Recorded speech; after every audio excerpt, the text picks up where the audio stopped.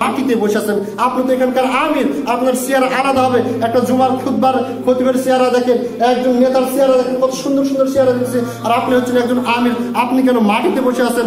আপনার এই মাটিতে বসে থাকার কি আল্লাহর নিকট আল্লাহতে কিছু গুরুত্ব আছে নাকি যে আপনি মাটিতে বসে থাকেন? চেয়ার কেন ব্যবহার করতেছেন না? আপনার কোনো সিংহাসন কেন নেই? তখন আবু উবাইদা রাদিয়াল্লাহু আনহু বললেন, আমি তোমার নিকট মিথ্যা কথা বলবো না, সত্যি কথা বলতে নিজের খাওয়ার জন্য আমার নিকট বর্তমানে একটি মাত্র অর্থ করিনি।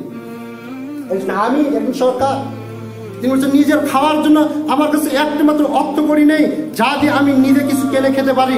আমাকে খেতে হবে আমার মুসলিম ভাই মুআয ইবনে জাবাল রাদিয়াল্লাহু আনহু এর নিকট কিছু অর্থ ধার করে নিয়ে আমাকে খেতে হবে, তার কাছে কিচ্ছুই নেই।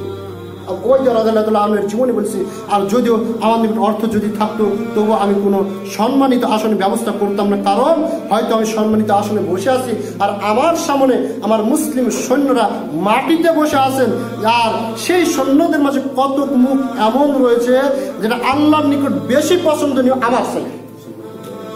কথা আপনি মূল্যায়ন করছেন, কত বড় কথা বলতেছেন যে আমি সিংহাসনে বসে আছি, আমি উঁচু জায়গায় বসে আছি, অথচ আমার কিছু সৈন্যরা রয়েছে যারা গরিব দরিদ্র মাটিতে বসে রয়েছে, অথচ ওই মুসলিম ওই সৈন্য আল্লাহর নিকট এত প্রিয় যে আমার চাইতে প্রিয় হতে পারে, অথচ তিনি প্রিয়, আল্লাহর কাছে প্রিয় হওয়ার পর তিনি যদি মাটিতে বসে থাকেন আমি কিভাবে করে বসে থাকবো?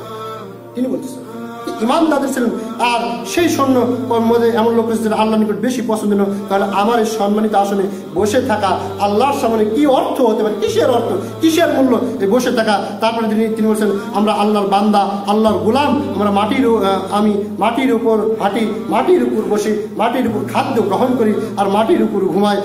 এটাই আমাদের জন্য, এটাই আমাদের নিকট যথেষ্ট।